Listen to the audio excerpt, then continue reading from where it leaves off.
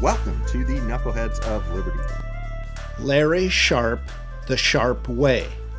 The Democrats, Republicans just yell at each other. That's all they do. Every Democrat's campaign is Republican evil. Every Republican's campaign is Democrat evil. And none of them actually have any policies or ideas to make anything better. They don't have to. We've made it to where they don't have to. We vote against the other guy because we're scared, and fear rules the ballot box. And that's how it's been working for many decades. Just stop forcing your views on others. Stop making zero-sum game, policies. Stop making winner-take-all elections.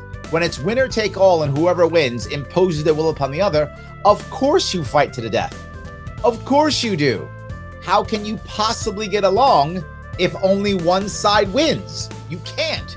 Rick Hotchner and Barbara Thomas, Braver Angels. The Braver Angels workshops and events are very structured so as to give people an opportunity to listen to each other and talk, express their own views, but in ways that are constructive and allow everybody to take something away. Another one is structured debates, where the point isn't for one side or another to win, but for everybody who's in attendance to come out smarter on the issue, knowing more about it and knowing more about the different perspectives. Well, I think that, there are thankfully a lot of organizations that are trying to promote dialogue between people of different views. One thing that really sets Braver Angels apart, as Rick mentioned, is that they actively teach the skills that you need to communicate effectively with people with whom you disagree. Because there's a lot of people who would like to have better conversations with their families or friends where things have gotten a little bit strained. But they don't know how. It feels like they need to either keep their head down, or if they do open their mouth, then it spirals down. Mark Knoedler, caucusroom.com. We would like to help have those people find one another. And so that's what caucusroom.com is. And so think of sort of nextdoor.com, but for conservatives and libertarians to find one another and talk about what they can be doing in their community locally to become active and make a difference. I think a lot of people feel, particularly in areas like where you all are from in California, as well as here where I'm from in Colorado, you can feel pretty alone, and you wonder if there's anyone who agrees with you at all in your street, in your neighborhood. And we know that there are, even in San Francisco, any city in the country, you will find other people who agree with you or are of like mind on local issues having to do with freedom.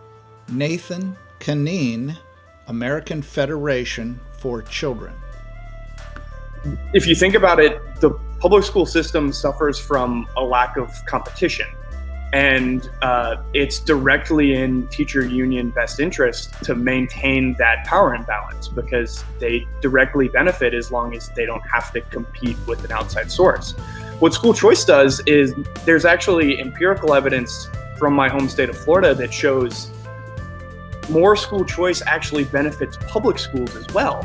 Because when you give families options, you create a natural incentive for competition, and that forces every school to raise their game so that they can attract students.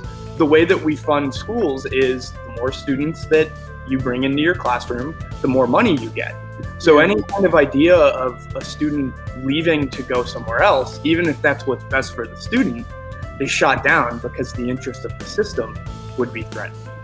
Spike Cowen, 2020 vice presidential candidate.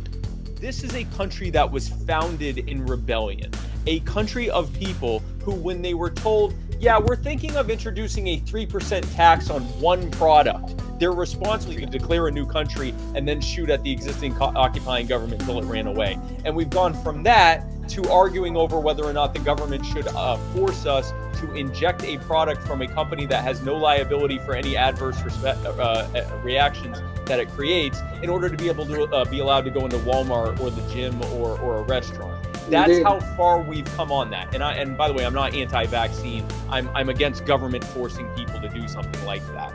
And we're told as little kids, you don't hurt people, you don't take from people without their consent, you don't touch people without their consent, You don't do anything that is harming anyone else. We're taught about the golden rule: don't do unto others as you would have to unto you. This is all basically the NAP, right? This is all the idea of respect the lives, rights, autonomy, and property of other people, and expect that being respected for you as well. Sam Paredes, Gun Owners of America. We believe in the purity of the Second Amendment, the words that our founding fathers wrote at the founding and what they intended by the text, history, and tradition of the meaning of those words. And that's what we do when we fight. We are absolutists. We are like I said, no compromise. Life, liberty, and the pursuit of happiness, always. Thank you for listening to the Knuckleheads of Liberty podcast. Find us on Facebook, Rumble, YouTube, your favorite podcast network, and at knuckleheadsofliberty.com.